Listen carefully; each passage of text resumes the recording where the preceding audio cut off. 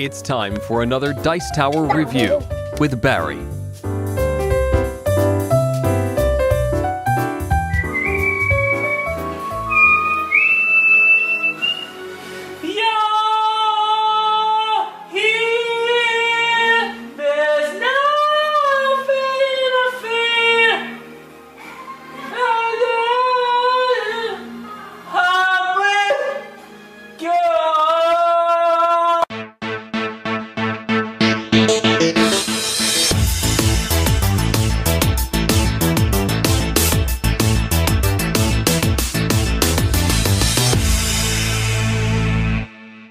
Hi chaps and chapettes, today I'm going to be looking at SOS Titanic.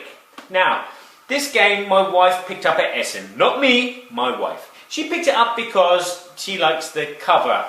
It looks nice, doesn't it? Yeah. And also she's a bit of a person who's kind of Titanic personish. No, she's not big, I'm not saying she's big, but she likes Titanic-y stuff. She also likes me because I was born in the same town Titanic set sail from. Yes, and we also have a relative who is a descendant of someone who was on the Titanic. But enough about that. I'm going to be looking at this game as a one-player version because it's from 1 to 5 players. So I'm going to show you how it plays and then tell you what I think about it as a one-player game. This is what the game comes with. It comes with the instructions, a book of the Titanic sinking. It comes with a deck of cards which are action cards. It comes with a deck of cards which are the passenger cards, and then it comes with a deck of cards which are the personnel cards. Now let's go through these in a bit more detail. What we're going to do is we'll start with the crew deck. The crew deck, at the beginning of the game, players will take one of these. This is your person that you're going to be throughout the game. This symbol at the top tells you how many players you can play. So this one you can play with 1 player or more, but some of them are 2 players or more or 3 players or more. This symbol tells you how many action cards you get at the beginning of the game. This number here tells you how many cards you can take on the rescue phase, and then they also have a special action that you can do on your turn. So in this case, every time the boat sinks a level, you can draw 2 action cards. Or William Murdoch here, he can rescue more than 1 person on his turn, but he can't pick up any action cards, and he starts with 2. So there are swings and roundabouts to each person that you have. So once you've chosen your character, you take the amount of action cards that they have on them, in this case none. You put it to a side and then you open your book. And then you take the passenger deck, you give it a shuffle, and then you distribute out the amount as marked. So in the first row it's 4, in the second row it's 6, in the third row it's 8, in the fourth row it's 10. Like so. Does this look familiar?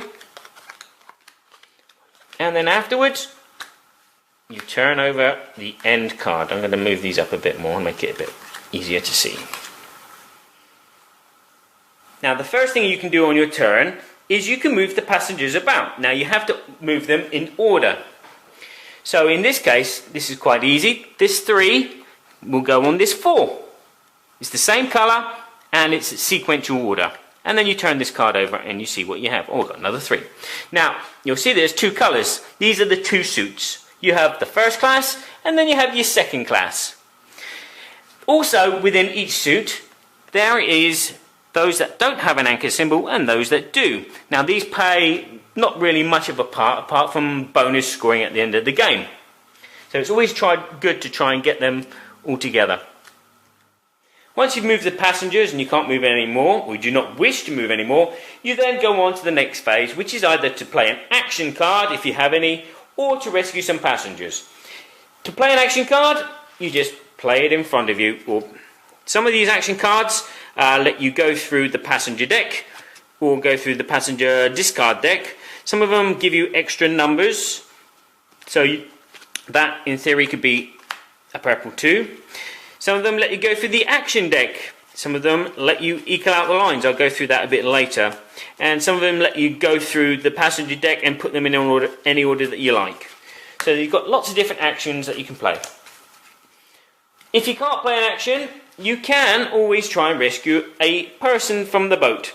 Now on your card it tells you how many cards you can take from the passenger deck. So in this case I can take 1 to 3 cards. So I'm going to say 3. So you take 3 from the top, you look at them, and you need to at least put one of these out onto the board. So in this case I can, luckily. Number 17, he has the rail there, which means I can put him up here. And then the other cards you discard. And then it goes to the next round. You start again. You move the passengers around. When you finish moving around, you either play an action card or you try and rescue someone.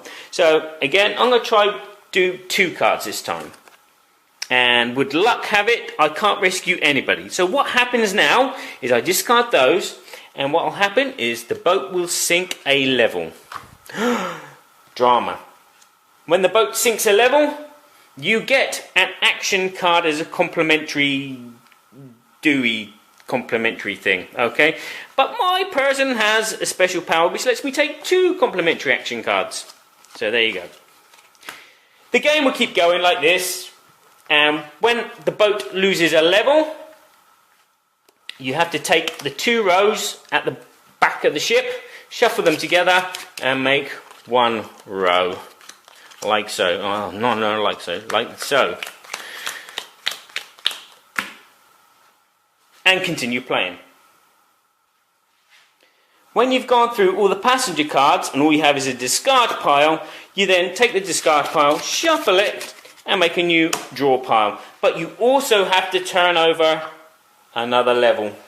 But you do not get a complimentary action card this turn. So if you haven't figured it out by now, the object of the game is to get as many people off the boat before it sinks. Now this is done with the number 1 card. Once you get the number 1, as you can see, it's a lifeboat. That comes off, and then you can start taking off other cards. The 2, the 3, the 4, and the 5. And then you turn over the cards that are left. Okay? As you can see, there's a space here.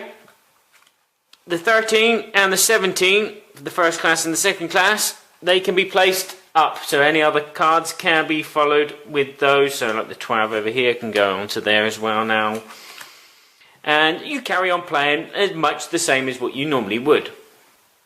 The game will end one of 2 ways. You'll either get all the people off the boat before it sinks, or the boat will sink and then it's game over, dude, game over. At that point you'll count all the piles of boats that you managed to get off. So in this case, we managed to get 2 piles of the first class passengers and 1 pile of second class passengers. You count up your points simply. 5, 10, 13. There you go. 13 points. But then there's bonus points. You get bonus points for the most consecutive anchors in a row. So yeah, the purple here has only got 1 there, but it's got 3 there. So that's 3 points. And then the yellow has none, so it's a bonus of 3 points, so that takes it to 16.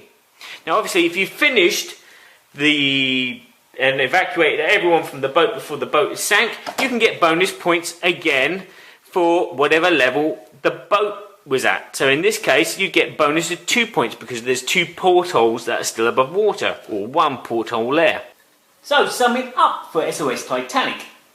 It is a board game that everybody should have on their computer instead of that other card game. What can I say? It's solitaire with a fantastic theme. And when you talk about it, it's the theme and the mechanics which march really well together. March, I'm using a French word there, sorry. But they gel really well together and it makes the game fun. I would rather play this than normal solitaire. This is the kind of game that you buy for your dad and your mum. As a 1-player game, I love it. I would rather play this than normal solitaire now, so I'm going to be taking this with me everywhere I go. The artwork, the components are very good. Obviously you might find trouble getting card sleeves for this kind of size card, but eventually they will come along. The rules are simple. You know how to play solitaire, you'll know how to play this. The only thing I'm worried about is if you play it with more than 1 player. I don't like playing solitaire and my mum or my missus telling me over my shoulder, put the 7 up. Move the 2 over there. It's annoying. And I feel it would fall into the kind of realm of pandemic where it's lots of people doing the same puzzle all the time. Obviously, there's more restriction here because there's not much you can do as comparison to pandemic. But I don't think it would be that good. But as a one-player game, I like it. I like it a lot. And obviously, by watching this video, you've decided for yourself whether you like this game or not. So for me, SOS Titanic is going to be in a few people's stockings this year for Christmas. More, you open the door, and you hear my heart will go on and on.